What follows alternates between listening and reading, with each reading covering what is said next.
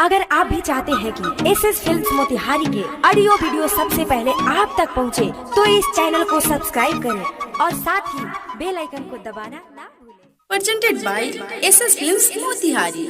Music by Saurabh Islam. चोलिया ले गइल जंगला पटंगला से चोलिया ले गइल कौया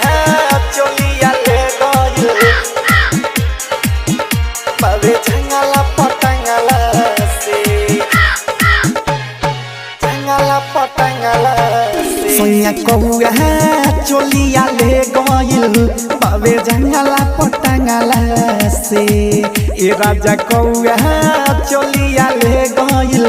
बाबे जंगला पटंगला से किले के उड़ता दिल तुड़ता फल के उड़ता दिल तुड़ता नहीं देता बे मंगला से ए राजा कौया चोलिया ले गइल बाबे जंगला पटंगला से ए राजा कौया चोलिया ले गइल बाबे जंगला पटंगला से कि दिल तुड़ता हो लेके उड़ता हो दिल तुड़ता हो लेके उड़ता नहीं देता बे मंगला से ए राजा कौया चोलिया ले गइल बाबे जंगला पटंगला से जंगला से कौया चोलिया ले गइल चोलिया ले गइल कौया चोलिया ले गइल बाबे जंगला पटंगला से हाय सैया घरवे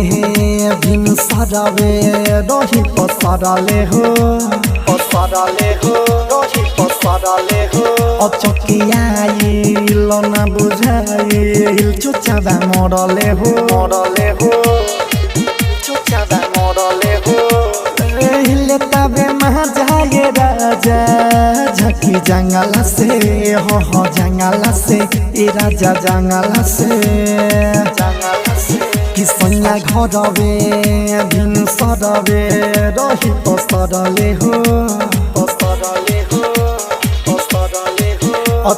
अचकियाइल ना बुझाइल चुचाबा मरले हो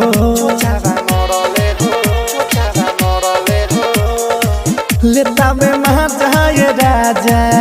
झकी जंगला से हो जंगला से तो सुन जंगला से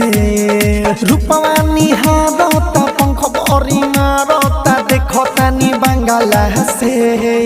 ए सैया कौया चोलिया ले गइल बाबे जंगला पटंगला से ए राजा कौया चोलिया ले गइल बाबे जंगला पटंगला से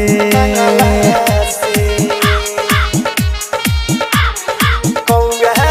चोलिया ले गइल चोलिया ले गइल कौया चोलिया ले गइल Saurabh digital recording studio Motihari. हाँ बेरा ढलता कमी खलता राजा हमारा हो तुहरा बिना बात सुना अपन कमरा हो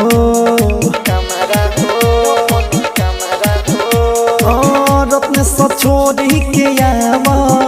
जल्दी बाहर के हो बाहर के राजा बाहर के पेड़ ढलता कमी खलता राजा हमारा हो तुहरा बिना बाबी सुना अपन कमरा हो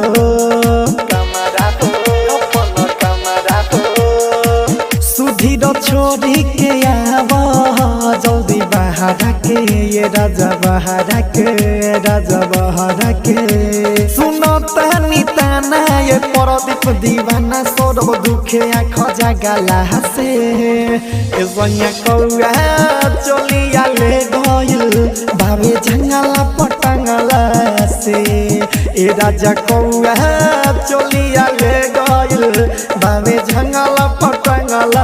से